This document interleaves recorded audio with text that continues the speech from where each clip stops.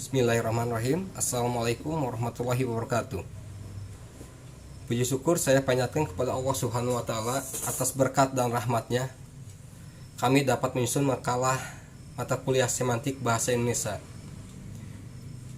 Kepada ibu dosen yang saya hormati, kami dari kelompok 2, saya Rio Firdaus bersama Bapak Roni Tarigan ingin mempresentasikan makalah yang berjudul Pengertian Bahasa dan Bahasa sebagai Sistem Semiotik.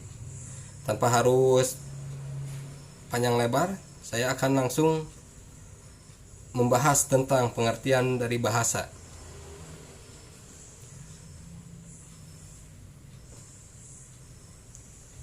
Batasan pengertian bahasa yang lazim diberikan yaitu bahasa adalah sistem lambang arbitrer yang dipergunakan suatu masyarakat untuk bekerja sama, berinteraksi, dan mengidentifikasi diri. Krida Laksana 1982-17. Sebagai sebuah sistem, bahasa bersifat sistematis dan sistemis. Dikatakan sistemis karena bahasa memiliki kaidah atau aturan tertentu. Bahasa juga bersifat sistemis karena memiliki subsistem, yakni subsistem fonologis dan subsistem gramatikal dan subsistem leksikal. Beberapa hal menarik yang dapat disimpulkan dari batasan pengertian itu adalah: A. Bahasa merupakan suatu sistem. B. Sebagai sistem, bahasa bersifat arbitrer. Dan C. Sebagai sistem arbitrer, bahasa dapat digunakan untuk berinteraksi, baik dengan orang lain maupun dengan diri sendiri. Bahasa memiliki komponen-komponen yang tersusun secara hierarkis. Komponen itu meliputi komponen fonologis, morfologis, sintaksis, dan semantis. Masing-masing komponen tersebut saling memberi arti, saling berhubungan, dan saling menentukan. Pada sisi lain, setiap komponen juga memiliki sistemnya sendiri. Sistem pada tataran bunyi, misalnya dikaji bidang fonologi, pada tataran kata dikaji di bidang morfologi, dan kajian sistem pada tataran kalimat menjadi wilayah sintaksis. Sebagai subsistem, masing-masing komponen tersebut juga mengandung aspek semantis tertentu, sehingga secara potensial dapat disusun dan dikombinasikan untuk digunakan dalam komunikasi. Dari kenyataan bahwa bahasa merupakan suatu yang bersistem, maka bahasa sebenarnya selain bersifat arbitrer, sekaligus juga non-arbitrer. Bollinger 1983-9. Dengan terdapatnya sistem dan sekaligus kesepakatan itulah, bahasa akhirnya dapat digunakan untuk berinteraksi. Pemakaian bahasa dan interaksi lebih lanjut juga membuahkan sejumlah ciri lain. Hal itu terjadi karena bahasa bukan satu-satunya alat yang digunakan untuk berinteraksi dalam bentuk komunikasi. Bahasa memiliki ciri-ciri tertentu yang bersifat khusus. Ciri-ciri tersebut dikaji dalam paparan berikut ini. Dan ini ciri-ciri bahasa. Bahasa memiliki sifat kabur, vagueness, karena makna yang terkandung di dalam bentuk kebahasaan pada dasarnya hanya mewakili realitas yang diwakilinya. Ambiguity berkaitan dengan ciri kelaksanaan makna dan suatu bentuk kebahasaan. Kekaburan dan ketaksaan itu diakibatkan oleh kelebihannya yang multifungsi, yakni fungsi simbolik, emotif, dan efektif. Bahasa pun bersifat inexplicitness, sehingga tidak secara eksak, tepat, dan menyeluruh untuk mewujudkan gagasan yang dipresentasikan. Selain itu, pemakaian suatu bentuk bahasa sering berpindah-pindah maknanya sesuai dengan konteks gramatikal, sosial, situasional, atau bersifat konteks dependence. Adapun ciri-ciri bahasa manusia apabila dibandingkan dengan bahasa binatang serta sistem tanda lain, seperti telah diungkapkan antara lain oleh Hackett 1960, Osgood 1980 maupun Bollinger 1981, apabila dikaitkan dengan aspek makna adalah sebagai berikut. A. Alat fisik yang digunakan bersifat tetap dan memiliki kriteria tertentu. Disebut demikian karena bahasa yang beresensikan bunyi ujaran selalu menggunakan alat ujar sesuai dengan kriteria tertentu.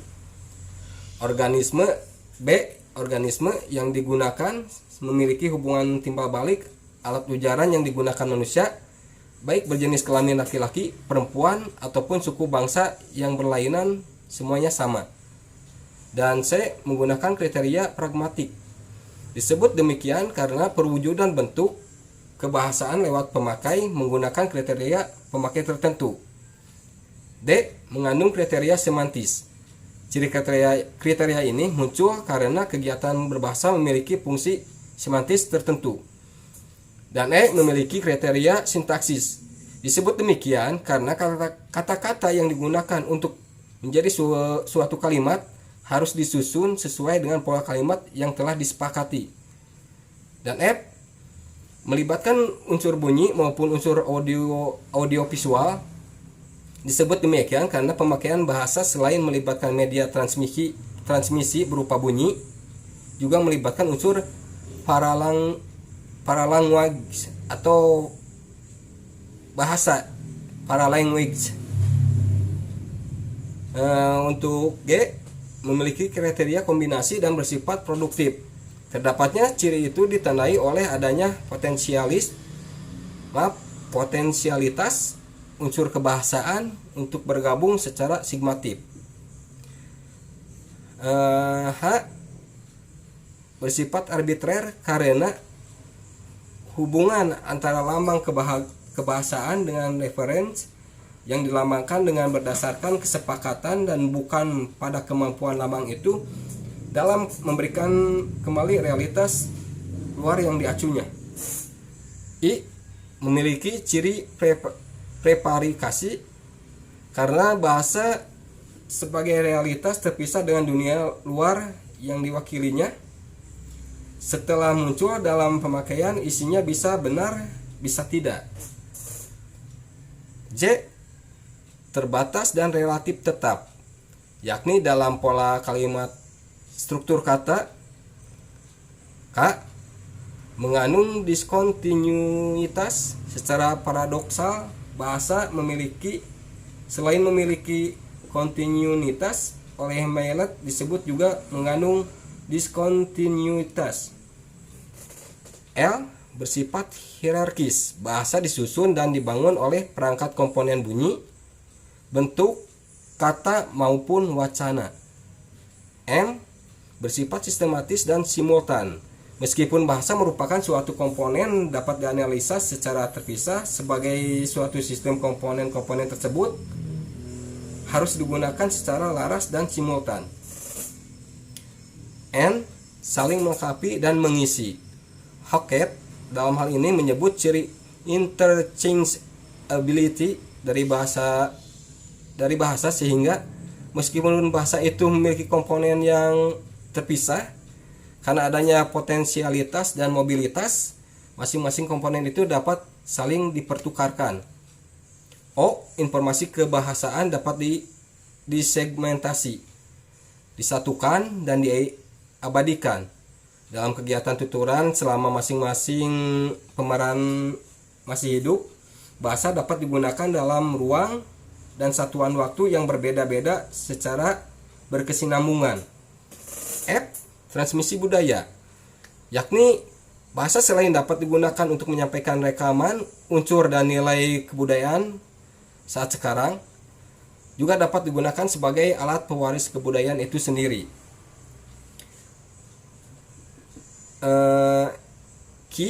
Bahasa itu dapat dipelajari, baik bahasa yang masih hidup maupun bahasa yang sudah mati. R. Yang terakhir, bahasa itu dalam pemakaian bersifat bidimensional. Disebut demikian karena makna keberadaannya saling ditentukan oleh kehadiran dan hubungan antar lambang. Kebahasaan itu sendiri juga ditentukan oleh pameran serta konteks sosial dan situasional yang melatari.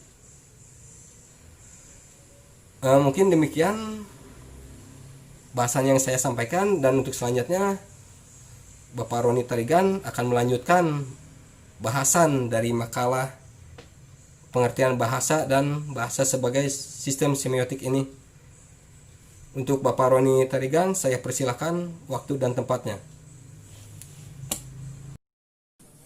Baik, saya akan melanjutkan pemaparan makalah semantik yang tadi sudah disampaikan oleh teman saya, Pak Rio. Untuk pembahasan selanjutnya yaitu bahasa sebagai sistem semiotik. Dari ciri terakhir yang telah diungkapkan, diketahui bahwa keberadaan bahasa sebagai suatu sistem juga bersifat bidimensional. Sebagai suatu realitas dalam pemakaian, bahasa selain memiliki sistemnya sendiri juga berhubungan dengan sistem lain di luar. Keberadaan istilah kekerabatan dalam bahasa Jawa seperti bapak, mbok, pakde, bude misalnya ditentukan oleh sistem kekerabatan dalam masyarakat Jawa. Sebab itu untuk memahaminya, sistem yang melatari harus dipahami terlebih dahulu. Dihubungkan dengan kata yang terdapat di dalam bahasa itu sendiri, setiap bahasa juga memiliki fungsi deiksis. Pengertian fungsi deiksis ialah fungsi menunjuk sesuatu di luar bentuk kebahasan. Kedeiksisan itu dalam setiap bahasa akan meliputi penunjukan terhadap objek, persona, dan peristiwa sehubungan dengan keberadaan pemeran dalam ruangan dan waktu. Palmer 1981.260. Dalam bahasa Indonesia misalnya, terdapat bentuk saya, kami, kita maupun kamu. Sebagai bentuk yang menunjuk pada persona sebagai pameran, ini, itu, serta di sini, dan di situ sebagai bentuk yang berkaitan dengan penunjukan jarak ruang antara pameran maupun antara masing-masing pameran dengan objek yang terlibat dalam kegiatan tuturan. Acuan dari bentuk kamu, itu maupun kemarin, misalnya referennya dapat berpindah-pindah. Penentuan referennya baru dapat ditetapkan apabila konteks tuturan sudah diketahui dengan pasti. Salah satu bentuk konteks itu selain struktur adalah konteks sosial dan situasional. Dari terdapatnya sejumlah kenyataan di atas dapat disimpulkan bahwa kajian kebahasan sebagai suatu kode yang telah muncul dalam pemakaian. Selain berfokus pada satu, karakteristik hubungan antara bentuk, lambang, atau kata yang satu dengan kata yang lainnya. 2. Hubungan antara bentuk kebahasan dengan dunia luar yang diacunya juga berfokus pada hubungan antara kode dengan pemakainya. Sejalan dengan terdapatnya 3 pusat kajian kebahasan dalam pemakaian, maka bahasa dalam sistem semiotik dibedakan dalam 3 komponen sistem, yakni 1. Sintaksis, yakni komponen yang berkaitan dengan lambang atau sigen serta bentuk hubungannya. 2. Semantik, yakni unsur yang berkaitan dengan masalah hubungan antara lambang dengan dunia luar yang diacunya, serta 3. Pragmatik, yakni unsur ataupun bidang kajian yang berkaitan dengan hubungan antara pemakai dengan lambang dalam pemakaian. Lyon 1979.2-115. Ditinjau dari sudut pemakaian, telah diketahui bahwa alat komunikasi manusia dapat dibedakan antara media berupa bahasa atau media verbal dengan media non-bahasa atau non-verbal. Sementara media kebahasaan itu ditinjau dari alat pemunculannya atau channel. Dibedakan pula antara media irisan dengan media tulis.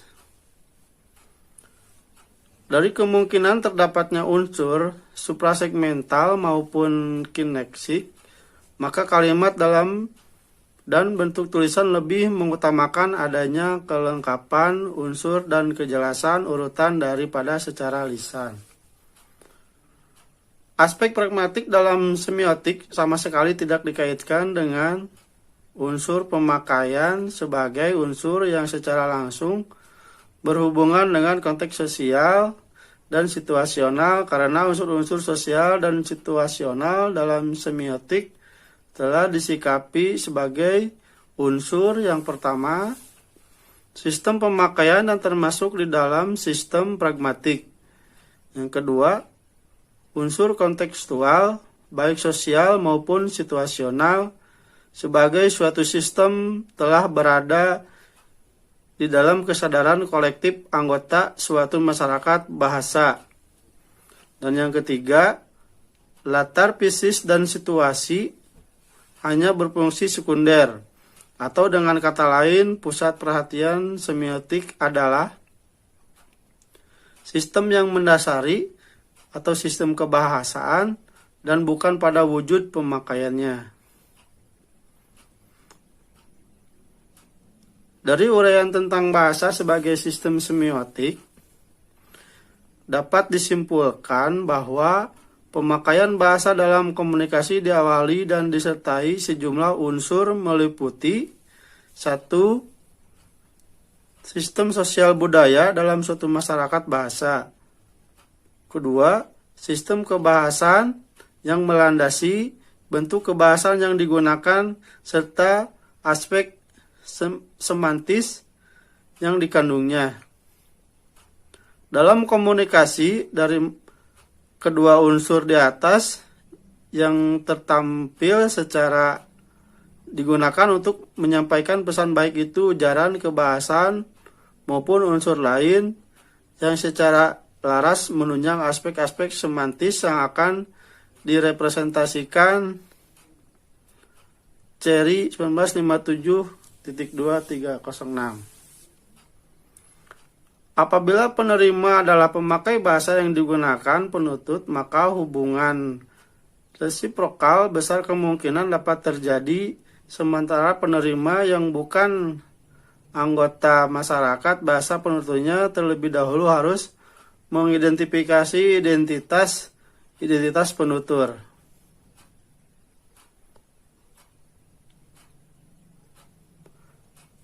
Berusaha memahami keseluruhannya itu, penerima pesan pasti gagal menerima informasi sehingga komunikasi itu pun tidak berlangsung. Masalah segera muncul adalah 1. Mengapa signal yang disampaikan dan diterima oleh sesama anggota masyarakat bahasa tidak membuahkan informasi, serta kedua, penutur yang bukan anggota masyarakat bahasa dengan hanya memahami sistem kebahasannya. Informasi faktual, sosial, dan ekspresif. Pertemuan di ruangan itu diselenggarakan sampai jam 14. Nanti contoh kalimat ini memiliki informasi faktual sehingga juga lebih bersifat umum. Selain itu, kalimat ini bersifat eksplisit sehingga dapat diverifikasi secara objektif. Cf. Lyon 1879.250. Pernyataan yang terwujud dalam kalimat baiklah karena sudah jam 14.30.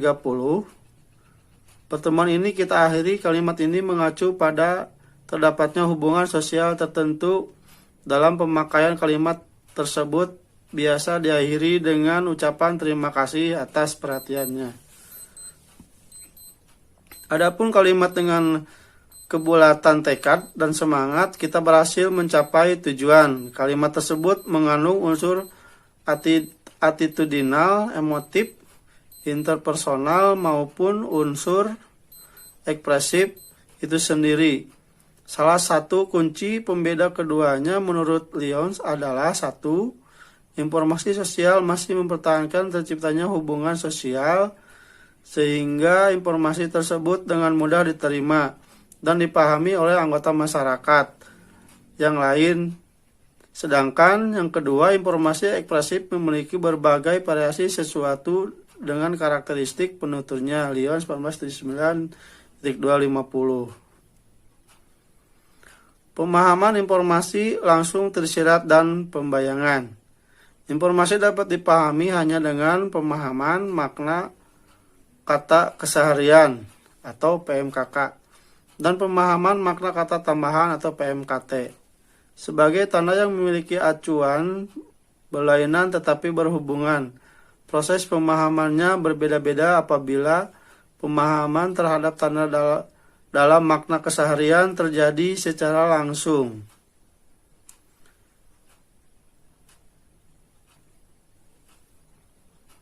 Designatum atau yang oleh Cherry diberi pengertian batasan, that which is referred to any attribute of the outside non-linguistic word with which a event is associated is true.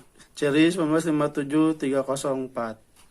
Dari keseluruhan uraian di atas, maka dapat disimpulkan bahwa bahasa sebagai sistem yang memiliki 3 komponen, yakni yang pertama sintaksis, yang kedua semantik, dan yang ketiga pragmatik, dan masing-masing tidak dapat dipisahkan. Berdasarkan pembahasan yang telah dilakukan mengenai pengertian bahasa dan bahasa sebagai sistem semiotik, serta ciri-ciri dalam bahasa, maka dapat ditarik kesimpulan sebagai berikut. Yang pertama, pengertian bahasa adalah sistem lambang arbitrer yang dipergunakan suatu masyarakat untuk bekerja sama, berinteraksi, dan mengidentifikasi diri. Yang kedua, ciri bahasa manusia apabila dibandingkan dengan sistem tanda lain dan dikaitkan dengan aspek makna mempunyai 18 ciri-ciri bahasa. Yang ketiga, bahasa dalam sistem semiotik dibedakan dalam 3 komponen sistem. 3 komponen sistem tersebut adalah komponen sintaktik, semantik, dan pragmatik.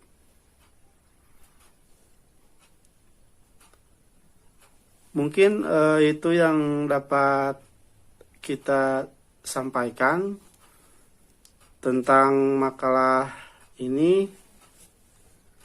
Adapun kekurangan, kami mohon maaf karena terbatasnya dengan keadaan. Untuk saran-saran atau tanya jawab, kalian bisa menulis di kolom komen. Untuk itu, kami ucapkan banyak terima kasih atas segala perhatiannya. Wassalamualaikum warahmatullahi wabarakatuh.